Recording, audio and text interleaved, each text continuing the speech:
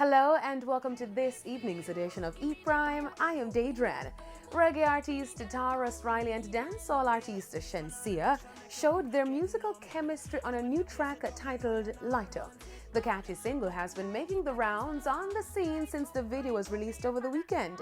Lighter is produced by Russian and showcases a romantic side to Tarrus, while Shenseea shows off her vocal prowess on the catchy hook.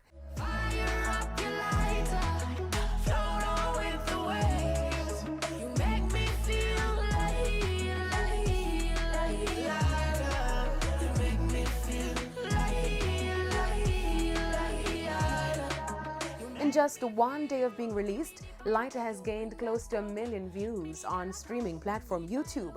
The track is featured on Tarrus's newly released project titled Healing. The album dropped on August 28. Now, dancehall artist Cranium is in celebratory mode after his track Gal Policy amassed over 13 million views on YouTube since being released back in March. The track is now amongst the most streamed dancehall tracks on the platform. Cranium recently announced on Twitter that the music video for the song will be released soon. He's also gearing up to release part 2 of the track, which is dubbed Through the Window.